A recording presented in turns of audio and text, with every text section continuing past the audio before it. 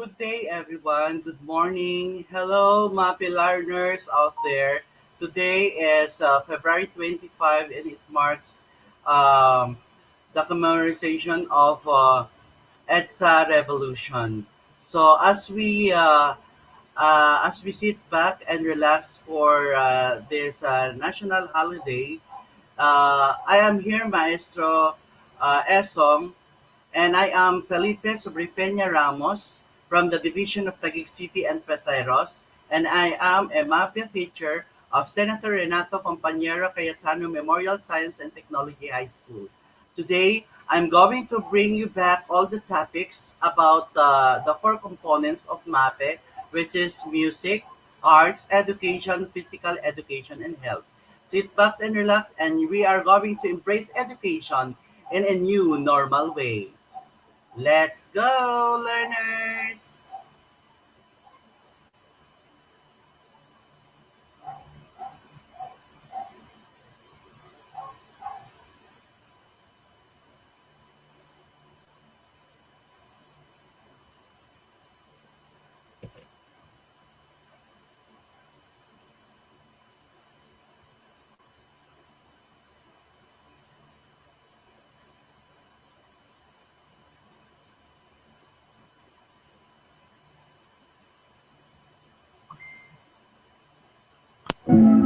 Magandang araw mga mag-aaral.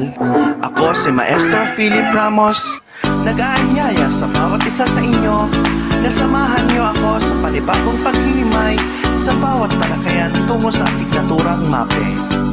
Matuto, makialam, at maging handang isip.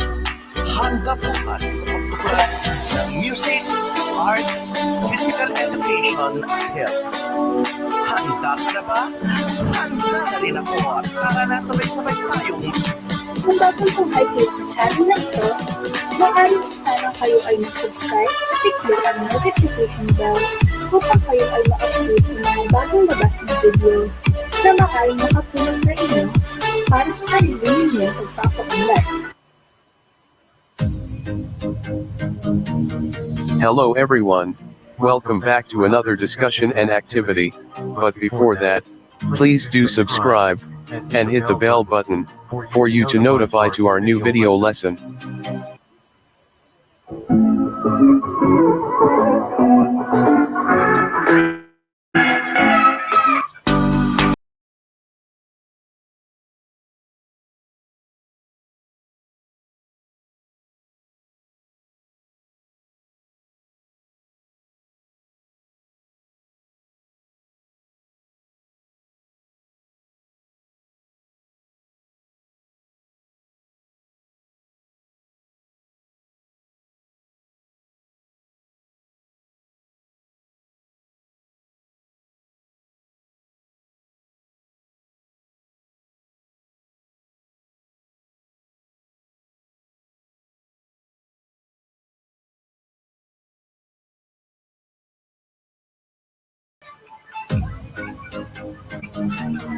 Hello everyone. Welcome back to another discussion and activity, but before that, please do subscribe and hit the bell button for you to notify to our new video lesson. Magandang araw mga mag-aaral. Ako si Maestro Philip Ramos, nag-aanyaya sa bawat isa sa inyo na samahan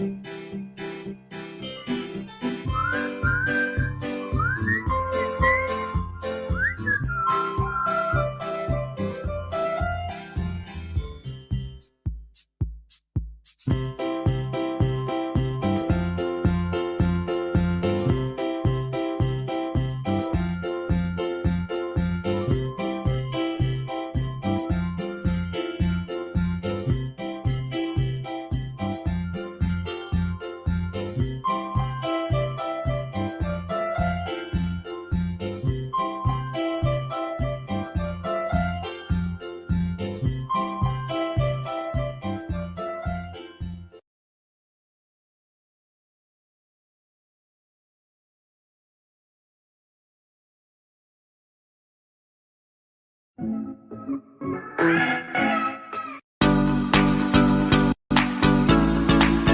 day, my Mapeh learners. Welcome to another learning episode of Embracing Education in a New Normal Way. I'm Maestro Ramos. Welcomes you all in my learning portal.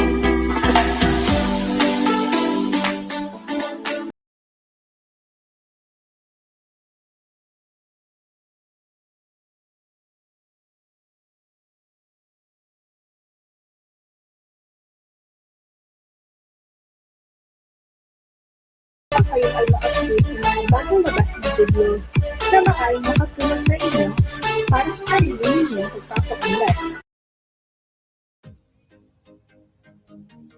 Hello everyone, welcome back to another discussion and activity, but before that, please do subscribe, and hit the bell button, for you to notify to our new video lesson. Hey there. Subscribe to my channel. And also press this bell icon.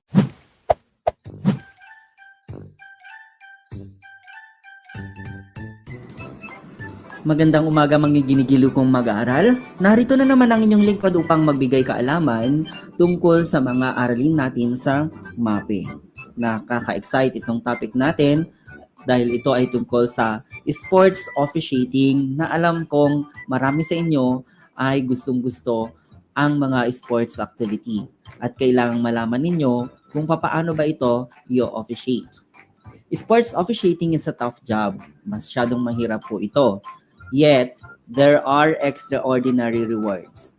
To become a successful sports officiating official, this require mental health, good relationship building abilities, and toughness. On the off chance that you love sports, you will have the best perspective on the game as an authority. Masyado man mahirap ito, pero kung mahal mo yung laro na yon, yung klaseng laro na yon, ay may enjoy mo at may isa sa katuparan mo ang mga responsibilidad na nakaatang sa iyo bilang isang sports officiating official. Ano nga ba ang sports officiating? According to physical educators, sports officiating is defined as a system of overseeing sports explicitly on implementing the game principles and maintaining it in control throughout the whole duration of the game. The success of a certain sports activity mainly relies on the officiating officials assigned. Well, of course, pag sinabi nating sports officiating or pag sinabi nating sports officiating official, you should have a wide knowledge regarding the sports na ino-officiate mo. Kasi hindi ka naman papasok sa larangan na yon kung wala kang sapat na kaalaman tungkol sa laro na iyong i-officiate. So paano nga ba maisa sa katuparan ang mga responsibilidad ng isang officiating official? Kailangan taglayin mo ang mga sumusunod na qualities. Meron tayong physical qualities, emotional qualities, mental qualities, and social qualities. The role of an officiating official is very crucial in sporting endeavor.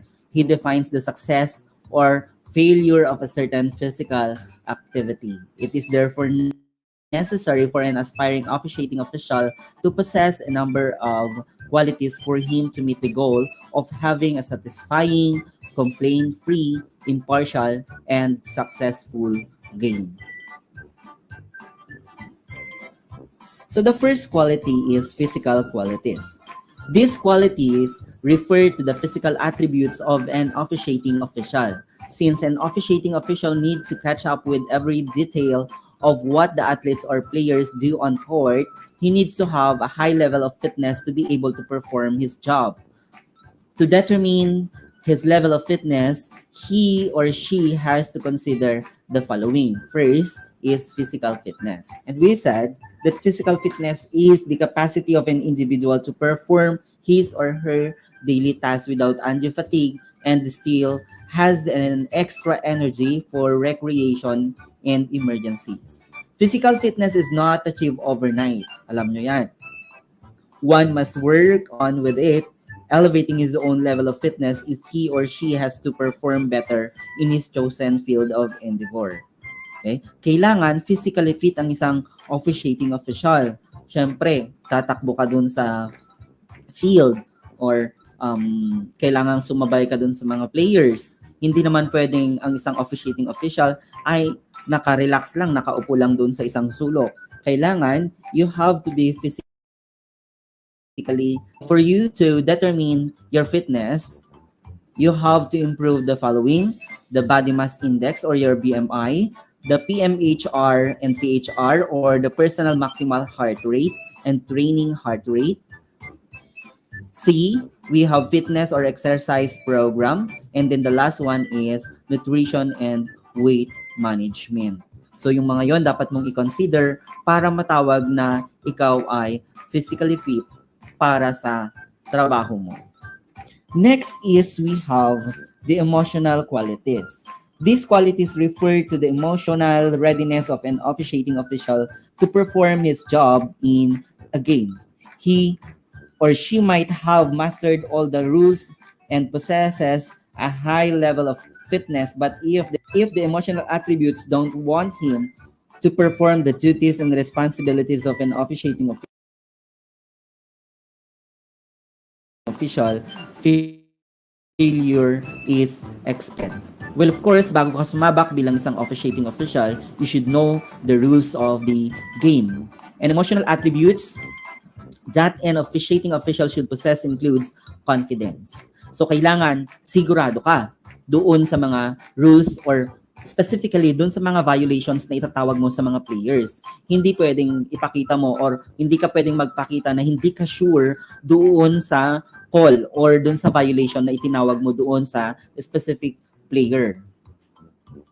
It is having a belief in oneself. Yun, dapat meron kang confidence.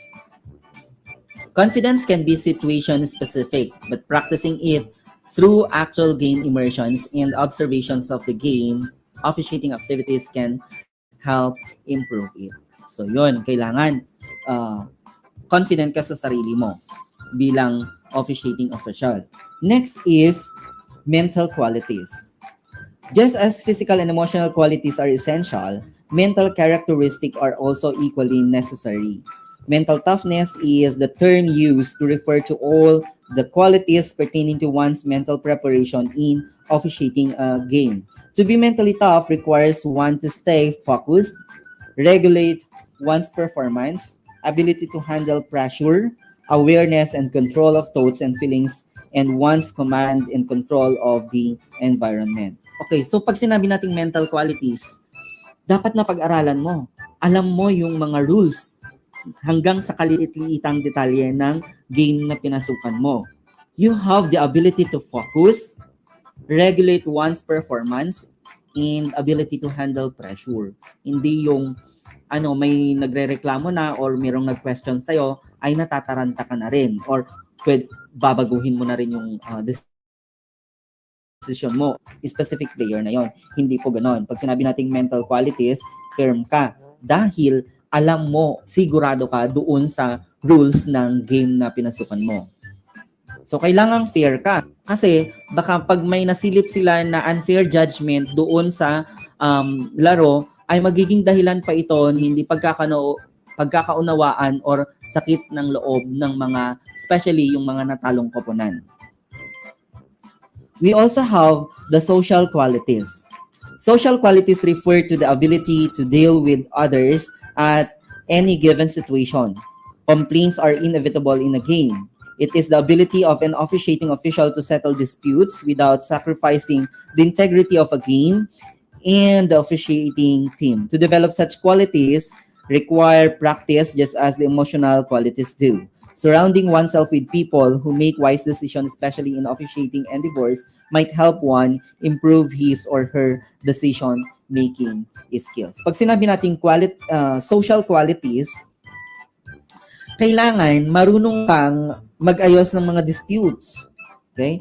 Kung merong nagrereklamo, meron kang kakayahan para ipaliwanag ang mga violations na to, kung bakit tinawag mo yung violations na yon without sacrificing the integrity or maalumanay ka pa rin, maayos pa rin yung pagkakapaliwanag mo sa kanila. Normal lang na may mga nagagalit sa mga officiating officials, sa mga referee during games. Kasi nga, hindi natin hawak yung emosyon ng bawat manlalaro, especially kapag sila ay natatalo. So kapag meron kang social qualities, good social qualities as an officiating officials at nag-question sila, hindi mo sasabayan yung init ng ulo ng mga nagko-question sa'yo. So kailangan mahinaon ka. So eto na nga, dadako na tayo sa mga different hand signals in basketball.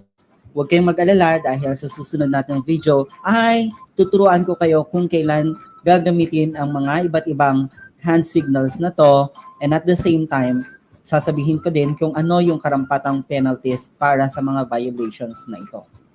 Una sa listahan natin ay ang mga game clock signals.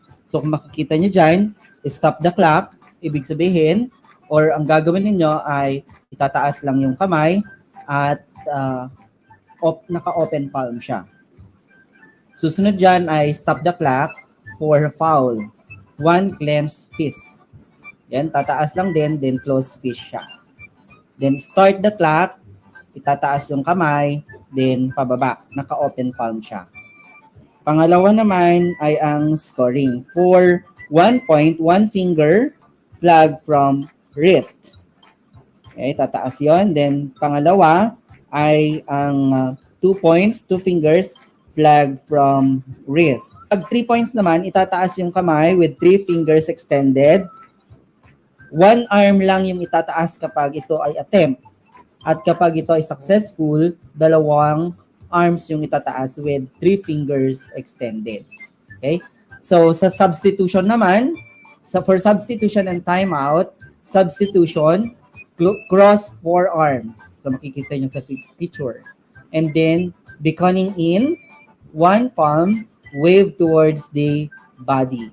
And then charge timeout, form T, show index finger. So itataas mo lang yung isang kamay mo, yung palad mo naka-face downward, tapos yung index finger mo, ididikit mo dun sa palm na naka-open. And then media timeout, open arms with claws or clenched fist. So yan, parang naka-oblation ka pero naka-clenched fist siya or naka-close yung fist mo. And then, sunod naman dito ay ang ating cancel score or cancel play. Okay? Scissor-like action with arms once across chest. So dadaan yung arms mo, 2 arms mo from your chest, then i-open mo siya. Okay? Naka-open yung palm. And then visible count, yung ito, nagbibilang ka. Counting while moving the palm. Okay? For example, dito yung 3 seconds violation, yung 5 seconds, yung 10 seconds. Ayan, gagamitin mo tong visible count na to. And then, for communication, papakita mo lang ay thumbs up. Magta-thumbs up ka lang. Then, shot clock, reset. Rotate hand, extend index finger. So, magro-rotate yung index finger taas. And then, direction of play, in or out of bounds. Point in direction of the play. Arms parallel to sideline. Kung makikita nyo nasa picture yan. And then, held ball or the jump ball situation, 2 thumbs up or 2 kamay nagta-thumbs up, then point in direction of play using the alternating possession arrow. And then, the violations, we have the traveling. So yan, magro-rotate fist ka lang in front sa chest level mo. Makikita nyo sa picture. And then, we also have the illegal dribble or double dribbling. Patting motion with palm. Alternate yon.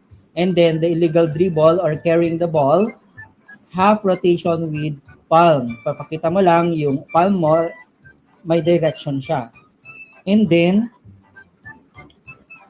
another is the 3 seconds violation, arm extended, and then show 3 finger.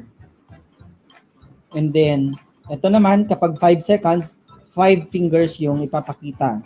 And then, kapag 8 seconds, ay 8 fingers yung ipapakita mo. Nakataas po siya. And then, the violations for 24 seconds, fingers touch the shoulder. Okay. And then, ball return to backcourt, wave arm front of the body. Parang illegal dribble siya. Kaso nga lang, naka-point yung finger, dalawang finger mo. Doon sa illegal dribble kasi ay open palm siya. Deliberate football, okay, tuturo mo lang yung paa mo after the whistle. We also have the legal use of hands, strike, wrist. And then the charging with the ball, clenched fist, strike, open palm. Okay, parang susuntukin mo yung palm mo. And then illegal contact to the hand, strike the palm towards the other forearm. Yan, naka-open palm ka, didikit mo dun sa isang arm mo na naka-close fist siya.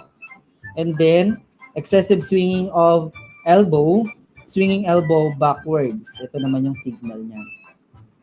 We also have hit to the head, another type of foul that is you just simply imitate the contact to the head. And then foul by team in control of the ball, point clenched fist towards basket of the offending team. The next one is foul on the act of shooting. Okay? Ito is one arm with clenched fist followed by indication of the number of free throws. Okay? Tataas mo lang naka-close fist ka or clenched fist ka, and then ilan ba yung free throw na kaakibat ng foul na yon or corresponding free throw para sa violation na yon or sa foul na yon. And then foul not on the act of shooting, one arm with clenched fist followed by pointing to the floor. Wave clenched fist on both hands. Okay? Then we also have the technical foul, firm P, showing palms. Okay, open palm siya. For unsportsmanlike foul, you just have to grasp your wrist upward. Okay? And disqualifying foul, clenched fist on both hands. Tataas mo lang siya. And then the last one, free throw, hold one finger up. For two free throws, hold up two fingers. And then for 3 free throws, hold up 3 fingers. So kung kailan natin gagamitin yung mga iba't ibang hand signals na yan, ay malalaman nyo sa ating susunod na video. This time, kabisaduhin nyo muna kung ano-ano ang mga iba't ibang hand signals for basketball. Abangan sa ating susunod na videos. Happy learning po!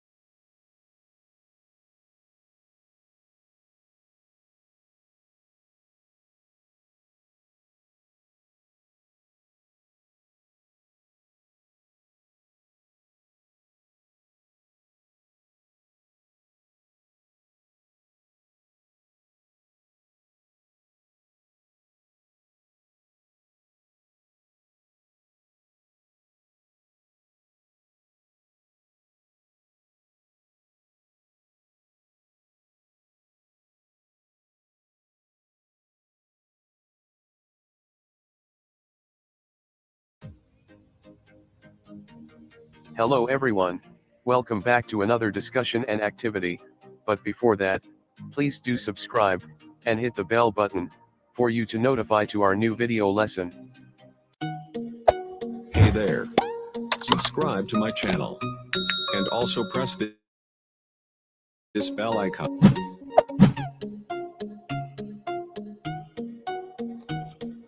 Magandang umaga mga ginigiliw kong mag-aaral. Panibagong video na naman ang ating ihahatid sa inyo.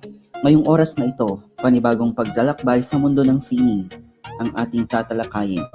At ngayon ay nagbabalik tanaw tayo sa nakaraan, particular sa Western Classical Art period. Ngunit sa video ito ay magiging focus natin ang obra maestra, estilo at pamamaraan ng pagpipinta sa prehistoric, ancient Egypt, classical Greek, Roman era, Byzantine, Romanesque at Gothic era. Ang Western Classical Art ay nahahati sa tatlong bahagi. Ito ay ang Ancient, Classical, at Roman. Sa unang bahagi ay ang Ancient Art. Ito naman ay nahahati sa dalawa. Ito ay Prehistoric Era at Ancient Egypt Era. Sa Prehistoric Art, ang kanilang mga paintings ay matatagpuan sa loob ng mga kuweba at ito ay ginagamit upang makipag-usap o may parating ang mensahe sa ibang tao dahil sa mga panahong ito ay hindi pa gaanong napag-iibayo at ang mga ilang lugar ay hindi pa nararating ng sistema ng pagsusulat. Ginagamit din ito sa religious or ceremonial purposes. At ang mga prehistoric drawings ay madalas tama sa proporsyon o kinukuha ang eksaktong laki ng mga bagay na kanilang pinipinta. Isang halimbawa nito ay ang The Cave of Lascaux. Ang Cave of Lascaux ay pinaniniwalaang nadiskubre noong September 12, 1940. Meron itong 2,000 figures at napag-alaman nilang meron itong 6 na sections. Ito ay ang The Great Hall of Bulls, The Lateral Passage, The Shaft of the Dead Man, The Chamber of Engravings, The Painted Gallery, and The Chamber of the Limbs. The dominant features in the painting were large animals native in the region. The Cave of Lascaux was open to public, ngunit sa kalaunan ay sinara din ito dahil ang mga taong bumibisita ay hindi maiwasang humawak sa mga bahagi ng kuweba at may bahagi ng mga drawings sa kuweba na nasisira. Kaya, naisara din ito. Dumako naman tayo sa paintings of the ancient Egypt. The purpose of their paintings is to make the deceased afterlife pleasant. Ito ay dahil sa paniniwalang kapag namatay ang isang tao, ay mayroon siyang kalalagyan somewhere at sa pamamagitan ng disenyo o drawing sa mga himlayan ng mga namatay na ito, ay magiging maayos ang kanyang patutunguhan. Ito rin ay para mapanatili ang alaala ng tao noong siya ay nabubuhay pa. Ilan sa mga characteristic ng mga paintings under ancient Egypt ay highly stylized, symbolic, and shows profile view of an animal or a person. Gumamit na sila ng mga kulay gaya ng red, black, blue, gold, and green na nanggaling sa mga mineral pigments na kahit nakababad ito sa sinag ng araw ay hindi ito madaling kumupas. Isa sa halimbawa nito ay ang sarcophagus from Tutankhamen, na kung saan makikita ang mga kaganapan ng hari o king noong siya ay nabubuhay pa at kung ano ang nais mangyari underworld matapos ang kanyang kamatayan.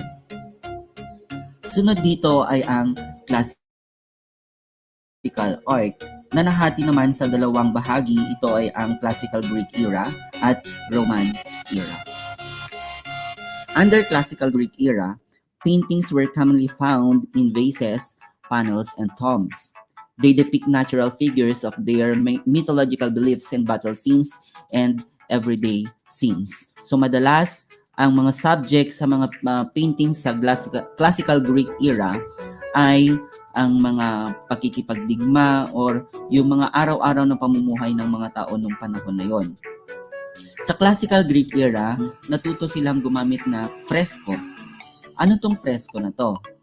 Fresco is a water-based pigment method of painting freshly applied plaster usually on a wall surface. So colors are made from ground powder pigments mixed in pure water, dried and set with plaster to become permanent part of the wall. So pinupulbo nila yung mga colored stones o anumang may kulay at hinahalo nila sa tubig para gamitin bilang pangkulay sa mga walls. Sumunod dyan, meron silang encaustic. Ano naman yung encaustic na sinasabi natin? Ito ay na-develop ng mga Greek shipbuilders na ang unang purpose nila ay ang paggamit ng hot wax ay ginagamit nila for the cracks of the ship. Okay? Sa mga butas ng mga ginagawa nilang mga ship. However, nung lumaon, they added colors to this wax and ginamit na nila bilang pangkulay sa mga ginagawa nilang mga sheet. We also have Kurtz style.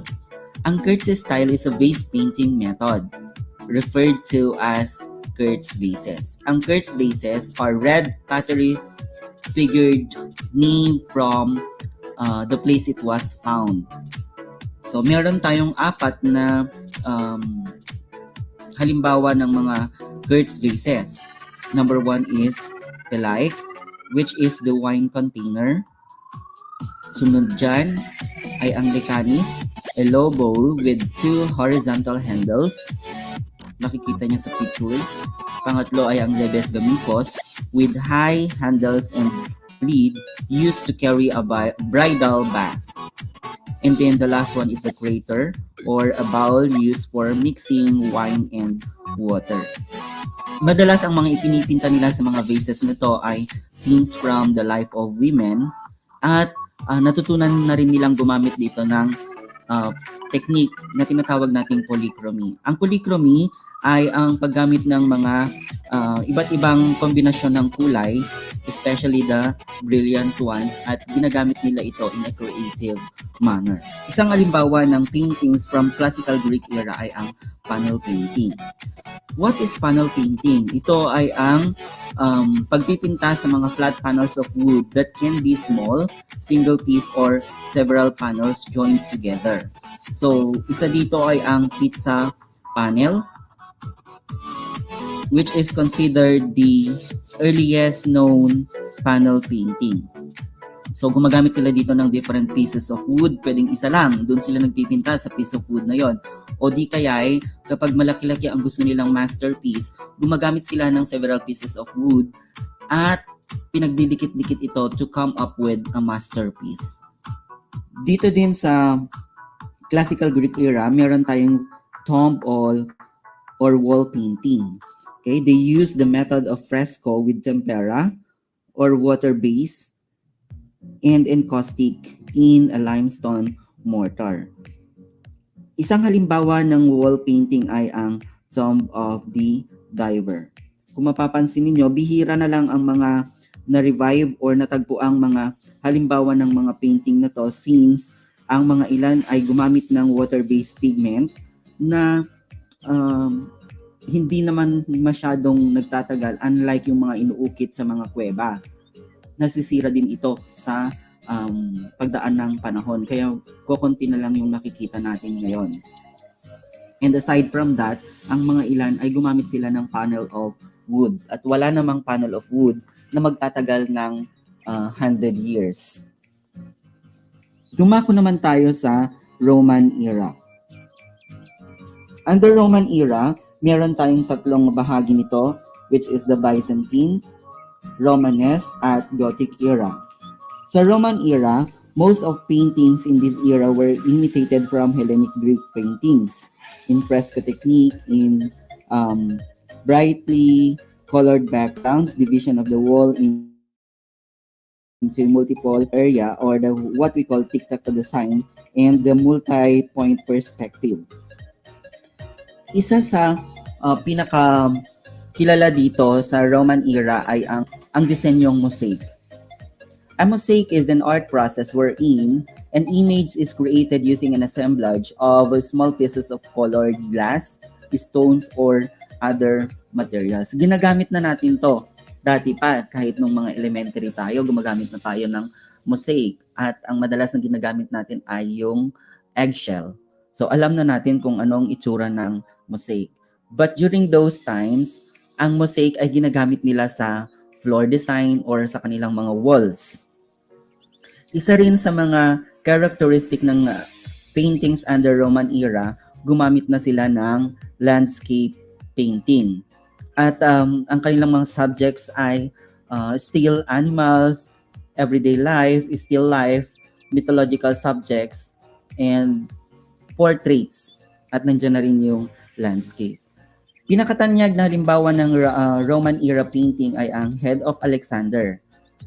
Ano tong Head of Alexander na to? It is a floor mosaic that depicts the battle between the armies of Alexander the Great and Darius III of Persia. So gumamit sila ng mga bagay-bagay na pinagdikit to come up with that image.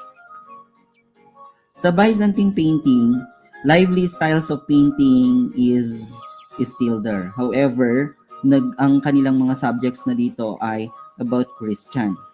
Madalas ang ginagamit nila dito ay ang larawang may kinalaman sa simbahan or sa relihiyon o pananampalataya. Isang halimbawa nito ay ang The Court of Empress Theodora. Theodora is an Asian queen with dark eyes and hair with fierce expression. She is married to Emperor Justinian at pinaniniwalaang sa Byzantine period, si Theodora ang most influential woman. Another painting is the fresco from Villa of Mystery. The next one is the Romanesque painting. Most of the paintings are influenced by Mozarabic, where elongated oval faces are evident, with large staring eyes and long noses, figures against flat-colored bands, and heavy outlining, most found in walls of churches. Ginagamit na nila ito bilang disenyo sa mga dingding ng simbahan. Isa sa mga pagkakakilanlan sa Romanesque painting ay meron silang tinatawag na Mozarabic or ginagawang hindi na yung actual na itsura ng tao yung lumalabas doon sa kanilang mga paintings, kundi ginagawa nilang elongated yung mga mukha, pinapalaki yung mga mata at yung mga ilong, hindi na yung actual. Under the Roman era ay meron tayong Christ in Majesty as a perfect example, wherein Christ wears a grayish white robe with a blue mantle. Underneath the mandorla or the enclosure surrounding the holy figures in this painting is a black band with a white writing. The Romanesque paintings are largely placed mosaics on the walls of the churches that follow a straight frontal pose. And then the last one, we have the paintings from the Gothic era. Paintings have been confined in the illumination of manuscript pages and the painting of frescoes on the walls of churches in cosmopolitan style, elegant mannered, and sophisticated, or the characteristic under this period. Madalas, meron tayo nito sa Pilipinas, especially yung mga old churches, na kung saan makikita natin ito sa mga glass windows or even in the walls. A perfect example of Gothic era painting is Shepherd David. The Shepherd David is a painting shows some realistic details and naive naturalism.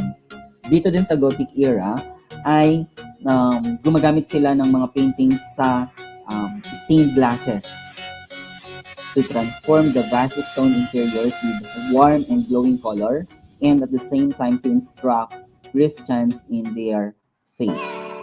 That's all for today's learning session. I do hope that you learned something from the given topic. Till next of learning session from Bridging Education in my learning portal. Again, this is Sir Philip signing off for today's session. Bye-bye! Keep learners.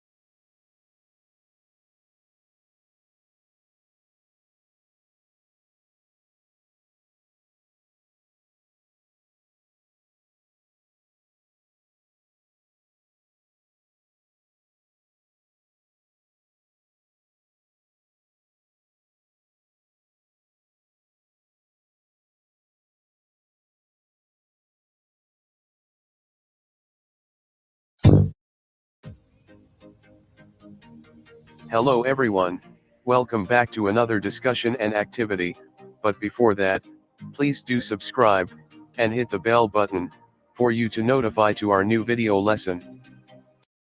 Hello, grade 9 students. This time we are going to talk about the medieval period.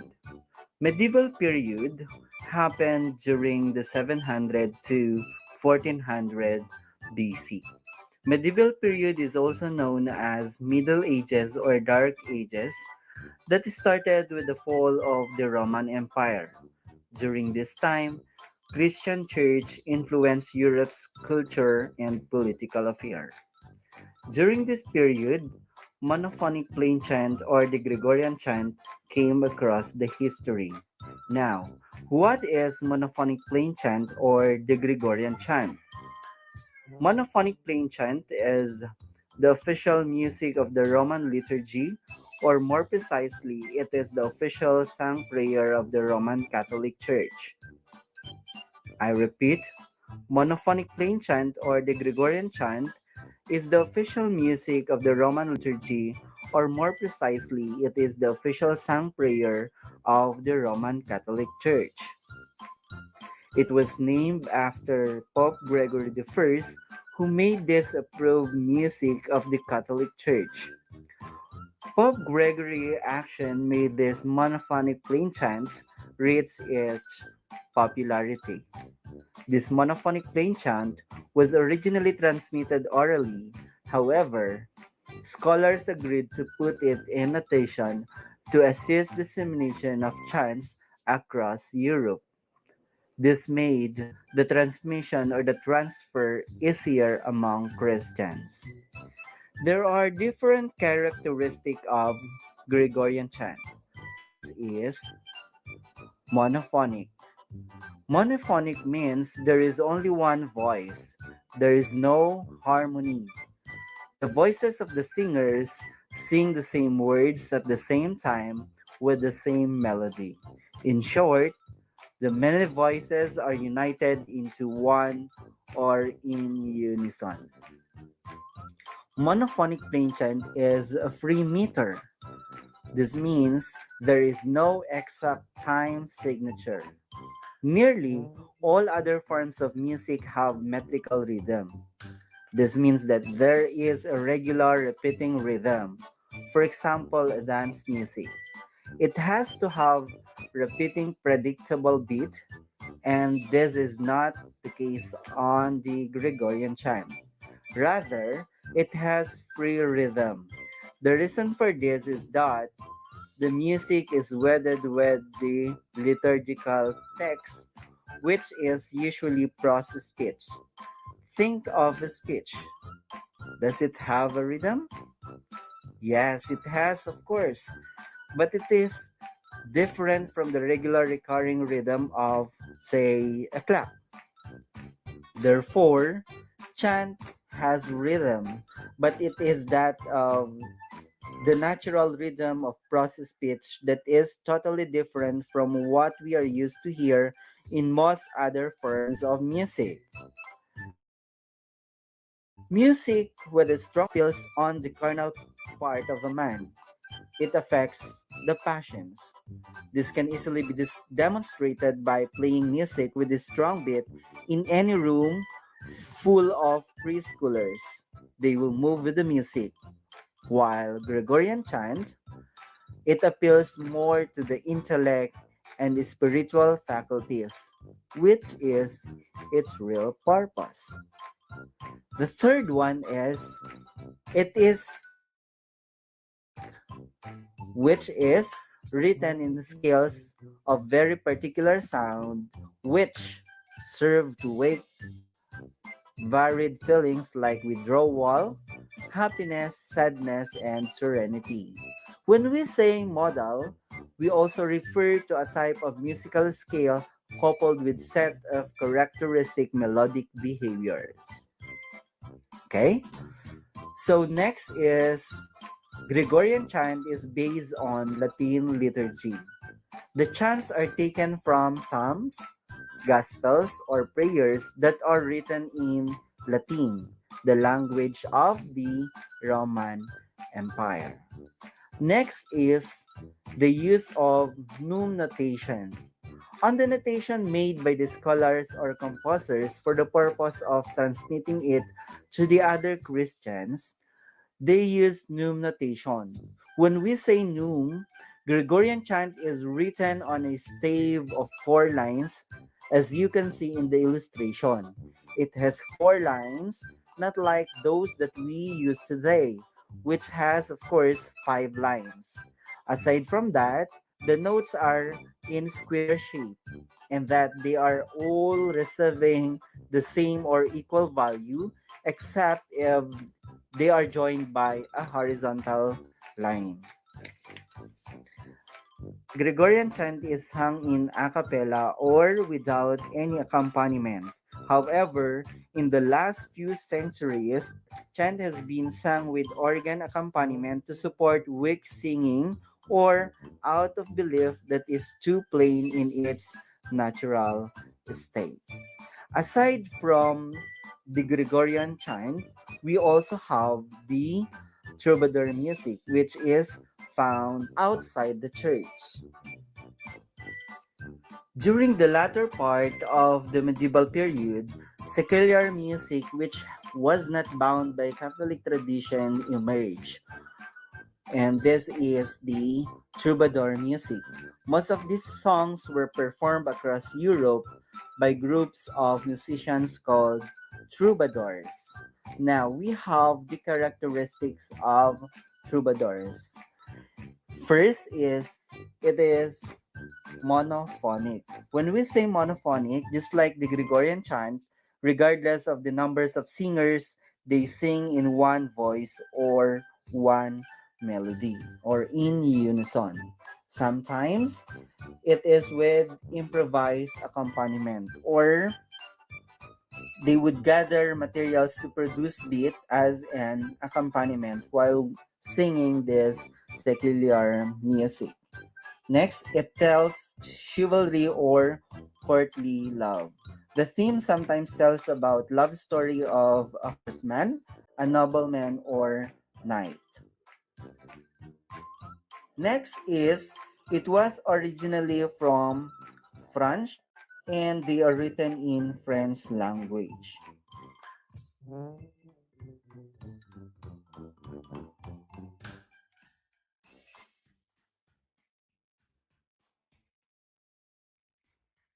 We also have different composers of the medieval period. The first one is Adam de la Hale.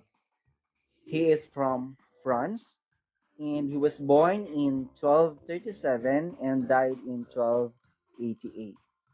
Adam de la Hale was also known as Adam le Bos or Adam the Hunchback.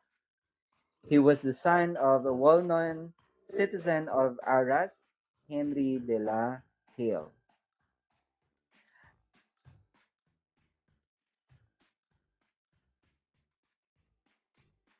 Adam was destined for the church but eventually married. His musical play Jude de Robin et de Marion was considered the earliest surviving secular French play with music. Another composition of Adam is that La Chanson de Roy de Cecil.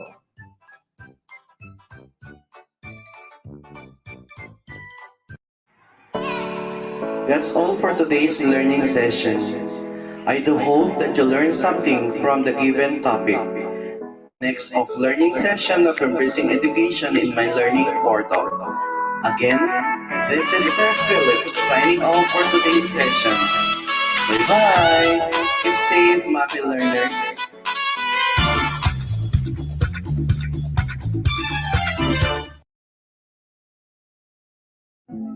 Magandang araw mga mag-aaral.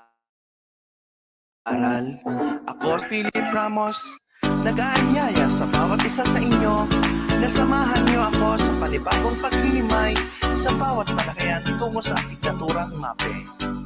Matuto, makialam, at maging handang isip, handa bukas sa pagtuklas ng music, arts, physical education, at health. Handa ka na ba? Handa na rin ako at tara na sabay-sabay tayong Kung bagong tunghay kayo sa channel na ito, maaari po sana kayo ay mag-subscribe at i-click ang notification bell upang kayo ay ma-update sa mga bagong labas na videos na maaaring makatulong sa inyo para sa sarili ninyong pagpapaunlad. Hello everyone, welcome back to another discussion and activity, but before that, please do subscribe, and hit the bell button, for you to notify to our new video lesson. Magandang araw mga mag-aaral. Ako si Maestro Philip Ramos. Nag-aanyaya sa bawat isa sa inyo na samahan niyo ako sa panibagong paghihimay sa bawat talakayan tungo sa asignaturang Mapeh. Matuto, mag-alam, at maging handang isip, handa bukas sa pagtuklas ng music, arts, physical education, at health. Handa ka na ba? Handa na rin ako at tara na sabay-sabay tayong Kung bagong tunghay kayo sa channel na ito, maaari po sana kayo ay mag-subscribe at i-click ang notification bell upang kayo ay ma-update sa mga bagong labas na videos na maaaring makatulong sa inyo para sa sarili ninyong pagpapaunlad. Hello everyone, welcome back to another discussion and activity, but before that, please do subscribe, and hit the bell button, for you to notify to our new video lesson.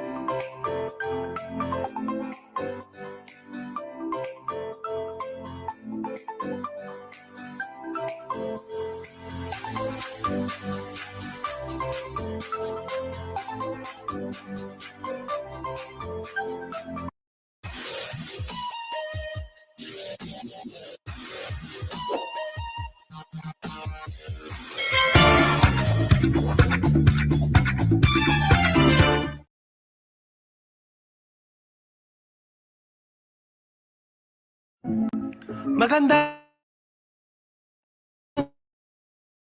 araw mga mag-aaral. Nag-aanyaya sa bawat isa sa inyo na samahan niyo ako sa panibagong paghihimay sa bawat talakayan tungo sa asignaturang Mapeh.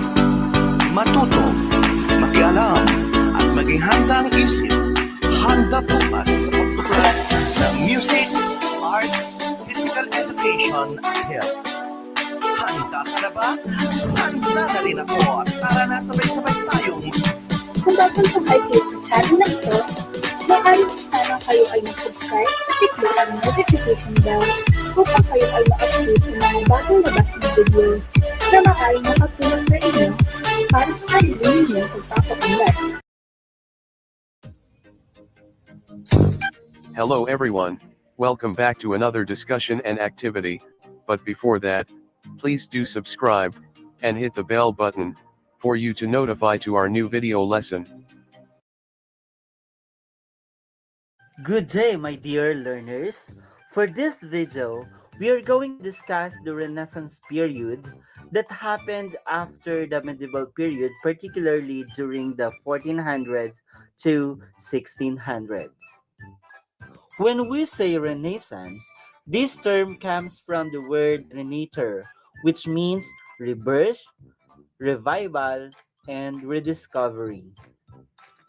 It is also said that the Renaissance period is the period of looking back to the golden age of Greece and Rome. This means that during this period, people started taking an interest in the learning of ancient times, in particular, the learning of ancient Greece and Rome. During this period, invention of printing press by Johannes Gutenberg started the printing revolution. This paved way for a wide distribution of Renaissance compositions. Composers during this time also started selling their compositions since there is already a machine to reproduce their masterpieces. During this time also, Copernicus was able to discover the actual position of the Earth in the solar system. Compass was also invented in this era that created a wider navigation not only of the lands but also of the oceans. And during this period came Martin Luther, who began to question the basic tenets of Roman Catholicism that made him a controversial figure because of this Protestant Reformation. The influence of the Roman Catholic Church started to decline as the new music genre arose. Though sacred music was still a great importance during the time, secular music became prominent. It was then considered the golden age of a cappella choral music. We also have, of course, the characteristic of Renaissance music, and that the first one there is polyphonic, which means there are different melodic lines played by different instruments or voices at the same time. Thus, blending of voices came across the history. Yes, blending among voices during this era began to work. There is also an imitation among voices during this period, which became very common among the singers. When we say imitation in this music industry, it means that there is a repetition of melody in a polyphonic texture shortly after its first appearance in a different voice. Another characteristic is the use of word painting in the text and music. When we say word painting, we refer to a musical technique of composing music that reflects literal meaning of a song's lyrics. Let's say ascending scales would accompany lyrics about going up, while slow or dark music would accompany lyrics about death. In short, kung masaya ang lyrics or meaning ng isang kanta, composers would use a fast beat music. While kapag ito naman ay malungkot, ay mabagal ang beat ng music. Yung technique na ito ay may pinakamalaking tulong para mas lalong maintindihan o mas makaka-relate ang sinumang makakarinig sa mga piyesa. Okay. The third one is its melodic lines move in flowing manner, unlike during the medieval period. And lastly, melodies are easier to perform since singers have already an access to printed compositions, unlike during the medieval period that music were transferred orally. So now, we are moving on to the vocal music of the Renaissance period. The first one there is we have the Mass. Now, what is a Mass? Mass is a form of sacred musical composition that sets text of the Eucharistic liturgy into music. I repeat, a Mass is a form of sacred musical composition that sets text of the Eucharistic liturgy into music. Now, we have three characteristics of a Mass. The first one is polyphonic, which means we said a while back that there are different melodic lines played by different instruments or voices at the same time. Okay. Second characteristic is a cappella or with accompaniment. It must or it is sang a cappella or with accompaniment. Okay, and then the last one is the text may be syllabic, pneumatic, or melismatic. When we say syllabic, as you can see in the example, every syllable receives just one note.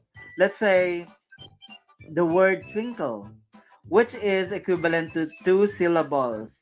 Twink receive one note, while L also receives a single note. Okay, so that is an example of syllabic. Next is the pneumatic. Pneumatic means a fewer notes are set to one syllable.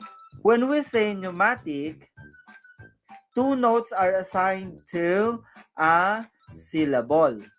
And the last one is melismatic, which means many notes are set to one syllable. When a syllable receives multiple notes, meaning three or more notes are set to one syllable, let's take this as an example. As you can see, we have the word Gloria over there. So the syllable glo receive 1, 2, 3, 4, 5, 6, 7 notes. Okay. Ri and ya receive one note each. For melismatic, it is not necessary that all syllables receive more than 3 notes. Other syllables can have one note as seen in our example. So, moving on to the 5 sections of a mass. The first section is the Kyrie or Lord have mercy, followed by Gloria, which means glory to God in the highest. And the third one is Credo or the Apostles' Creed. And then Sanctus and Benedictus, which is holy, holy, and blessed is he. And then the last one is Agnus Dei or Lamb of God. So those are the 5 sections of the Mass. I repeat, Kyrie, Gloria, Credo, Sanctus and Benedictus, and the Agnus Dei. Moving on to the next example of vocal music of the Renaissance period, which is the madrigal.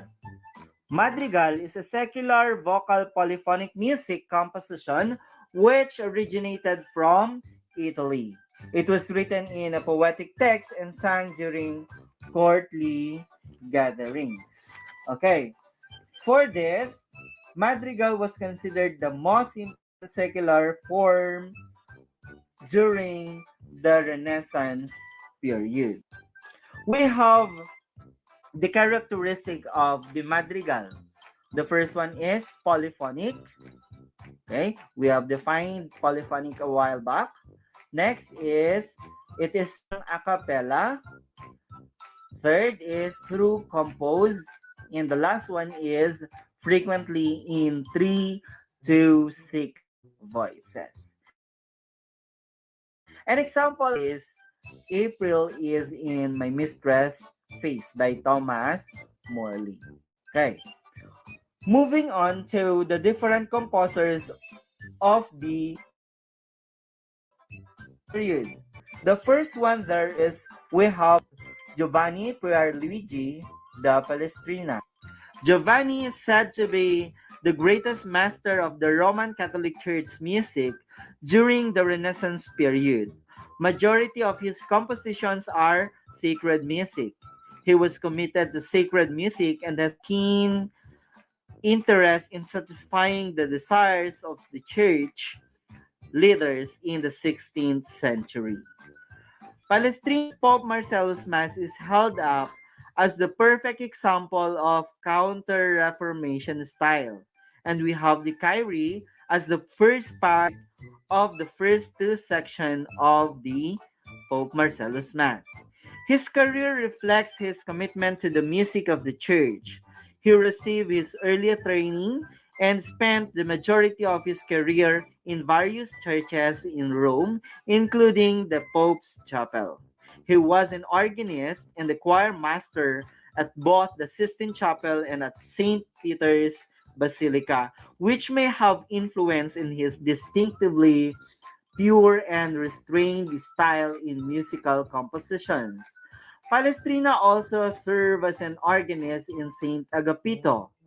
His first book, Masses, became popular and was greatly appreciated by Pope Julius III.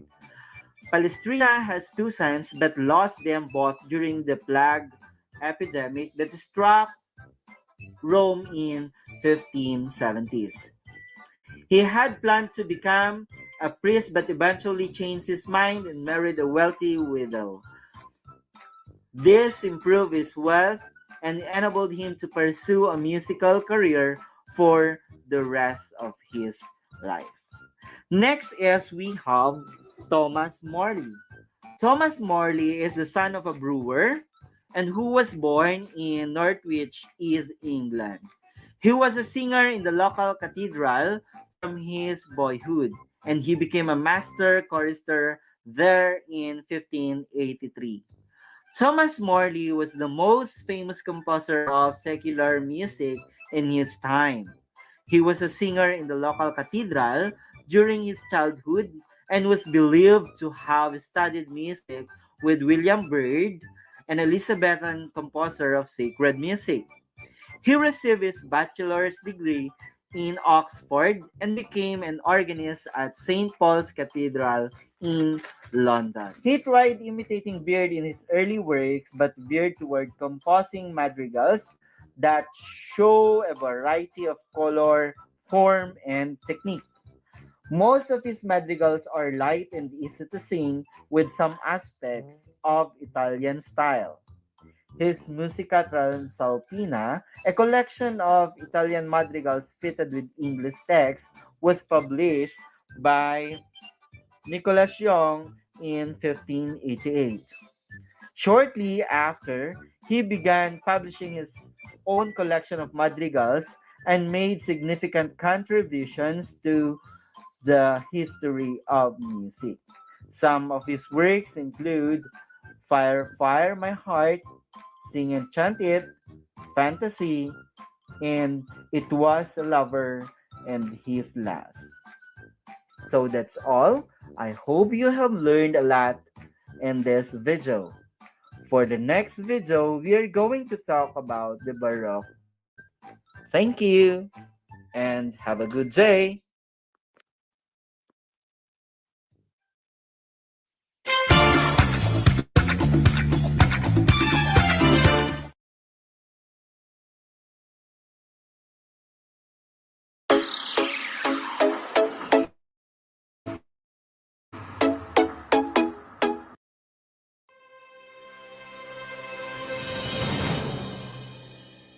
Why physical exercise is vital for a healthy brain and body. Physical fitness through exercise is one of the most common pieces of advice offered by medics across the planet. There are many benefits of exercise when done correctly.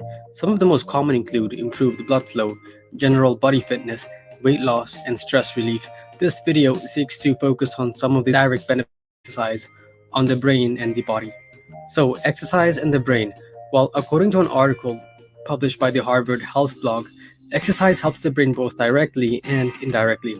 Physical activity reduces insulin resistance, inflammation, and stimulates the release of growth factors in the brain that affects the growth of new blood cells. These growth factors also encourage the abundance and survival of new blood cells, keeping the brain healthy. Indirectly, it improves brain activity, which also improves mood and sleep, and reduces stress and anxiety problems. So, physical exercise has been proven to have some of the following effects. Number 1, boost the memory. Studies conducted on the hippocampus among children, adults, and the elderly showed that the brain structure grew after aerobic exercise. The hippocampus is part of the brain that holds the memory and is therefore crucial for learning. Number 2, improve concentration. Exercise improves the ability to focus on one task, ignore distractions, and also hold and manipulate information. Aerobic exercise improves retention among students and therefore crucial for children, adults, and the elderly as well. Number 3, improve mental health. Physical exercise is a great mood enhancer. The feeling of elation experienced after exercise is real and should be used as an alternative stress reliever. A 2010 study conducted for 8 weeks showed a significant decrease in the amygdala after yoga and meditation. The amygdala is part of the brain that is implicated in processing stress, fear, and anxiety. Number 4, slowing cognitive decline. Physical exercise delays the onset of mental wear and tear and dementia, especially among the elderly. It pays to exercise early in life to avoid mental illnesses that come with old age.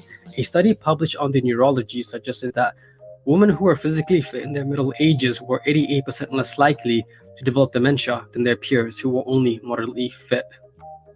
5. Physical fitness and weight loss. A study published in the Indiana Journal of Endocrinology and Metabolism showed that an active exercise training program was ideal for reducing weight and improving physical fitness among obese children. The effects were possible even without a change in dietary composition.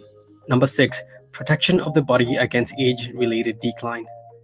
According to a study published in the Journal of Aging Research, it suggests that physical activity maintained throughout life is accompanied with a lower risk of developing chronic conditions such as cancer, diabetes, cardiovascular, and coronary heart diseases associated with chronological aging. Number 7, improved heart and lung health. When done on a regular basis, physical activity, both moderately and intense, lowers the risk of developing coronary heart disease. Regular exercise strengthens the heart muscle and its ability to pump blood to the lungs and the rest of the body. The lungs automatically pick up the pace to keep up with the exercise and therefore become stronger as well. Number 8, it increases lean mass and strength. High frequency training and low frequency training both contribute to improvements in lean mass and strength in men and women. Strength training also helps alterations in metabolism, increase in bone density, reduce the risk of injury, and even rebuild lost muscle. The buildup of muscle is necessary for preventing a resting metabolic rate that causes obesity. High frequency training and low frequency training both contribute to improvements in lean mass and strength in both men and women. Number 9, improved cholesterol levels. Regular physical activity and exercise are effective in lowering cholesterol levels in the blood and thus preventing the onset of coronary heart disease, heart attacks, and strokes. Clinicians recommend aerobic training or resistance training to ensure that healthy cholesterol levels are achieved. Number 10, prevention and management of diabetes. Regular exercise can help delay or prevent the development of type 2 diabetes by 60%. Daily physical activity, aerobic training, or resistance training prevents sugar buildup in the blood. Insulin sensitivity increases and the body can take up glucose during and after activity. Any form of physical activity that helps the body burn calories, e.g. walking, cleaning, running, sports, is beneficial and should be included in daily routines.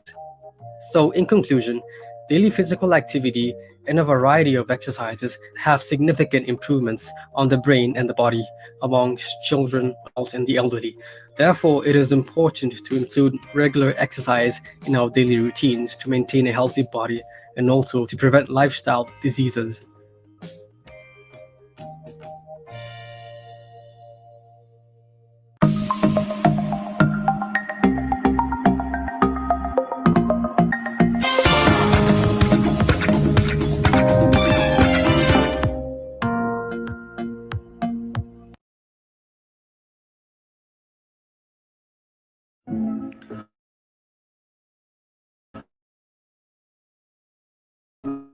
Magandang araw mga bawat isa sa inyo.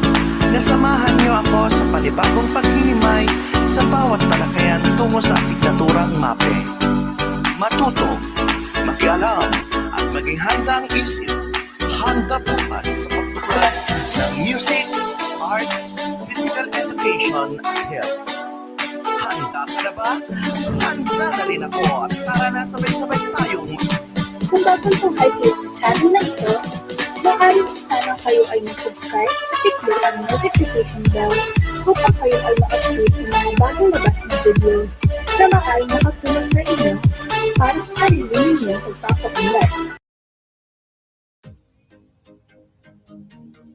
Hello everyone, welcome back to another discussion and activity, but before that, please do subscribe and hit the bell button for you to notify to our new video lesson. Channel. The music of the classical period. Within the history of Western music, the term classical refers to the period from 750 to 1820. Amid this time, there were noteworthy changes in melodic shapes and fashion, recognizing the music from those of the past period. Modern music shapes rising, such as sonata, concerto, and so. This falls between the Baroque and Romantic period. Again, the distinctive characteristic of the music under this period is that it has lighter and clearer texture, and it is less complex. It is mainly homophonic. During this time, harpsichord as the main keyboard instrument was replaced by piano. So the first one there is we have the sonata. What is sonata? Sonata is a multi-movement work for solo instrument. Sonata came from the word sonare, which means to make a sound. This term is applied to a variety of works for solo instrument, such as keyboard or violin. There are three movements of sonata. The first one is allegro or the fast movement.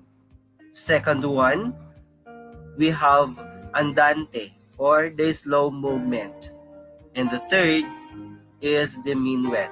It is in 3/4 time and in a moderate or fast tempo. I repeat, the three movements are allegro, which is the fast movement, andante, the slow movement, and the minuet, which is in 3/4 time and in a moderate or fast tempo. Another is that in composing a sonata, they consider three sections that makes it to be a distinctive classical music. We have the first one, the exposition, then the development, and the last part is the recapitulation. What is exposition? Exposition is the first part of the composition in a sonata form that introduces the theme. Second, we have the development. It is the middle part of the sonata allegro form wherein themes are being developed. And then the last one, we have the recapitulation. The recapitulation then repeats the theme as they first emerge in the opening exposition. So what are the three distinct sections? We have the exposition, the development, and the recapitulation. Next is we have the concerto. Concerto is a multi-movement work designed for an instrumental soloist and orchestra. It is a classical form of music intended primarily to emphasize the individuality of the solo instrument and to exhibit the virtuosity and interpretative abilities of the performer. I repeat, in concerto, it is made to emphasize the individuality of the solo instrument and to exhibit the virtuosity and interpretative abilities of the performer. We also have, in concerto, the solo instrument in classical concertos include the violin, the cello, clarinet, bassoon, trumpet, horn, and piano. So these are the examples of instruments under concerto. In concerto, it is usually composed in three parts or movements in which one solo instrument, it's either a piano, a violin, or a flute, is accompanied by an orchestra or a concert band. As you notice in this pattern, or yes, in this script, we have the exposition 1 and exposition 2. For exposition 1, it's only then that the orchestra will perform. In exposition 2, there comes the piano and the orchestra. For the development, we have still the piano and the orchestra. And then for the recapitulation, the orchestra, and then the cadenza, the piano, and the coda is the orchestra. Then the last one is we have the symphony. A symphony is a multi-movement for orchestra. The symphony is derived from the word sinfonia, which means a harmonious sounding together. It is a classical music for the whole orchestra, generally in 4 movements. Symphonies are always scored for an orchestra, consisting of a string section that includes the violin, viola, cello, and a double brass. We also have the brass, the woodwind, and the percussion instruments, which together form about 30 to 100 musicians all in all. So this is what a symphony looks like. So we have there different groups of performers holding different instrument, but they stay together according to the instrument which they are playing. That's all for today's learning session. I do hope that you learned something from the given topic. Till next of learning session of Embracing Education in my learning portal. Again, this is Sir Philip signing off for today's session. Bye-bye! Keep safe, Mapeh learners! Subscribe to my channel.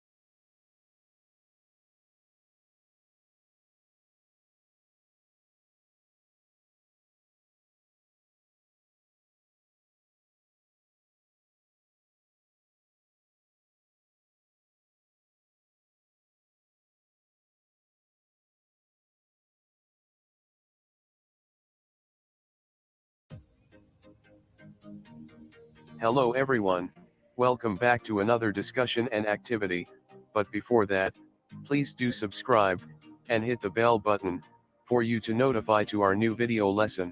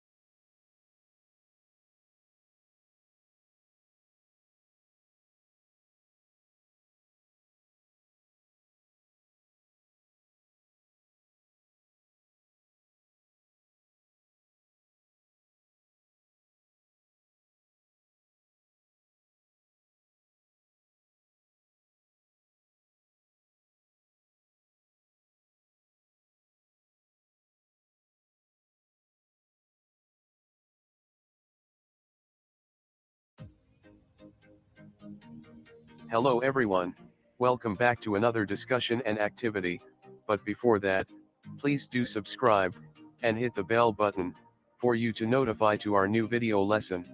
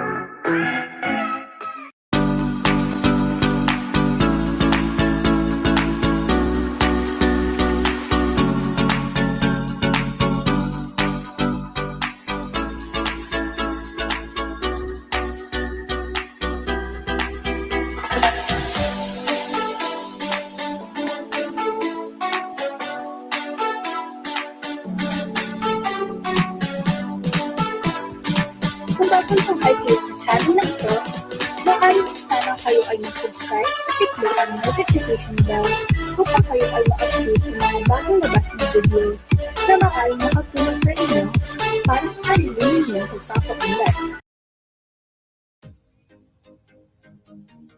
Hello everyone, welcome back to another discussion and activity, but before that, please do subscribe, and hit the bell button, for you to notify to our new video lesson.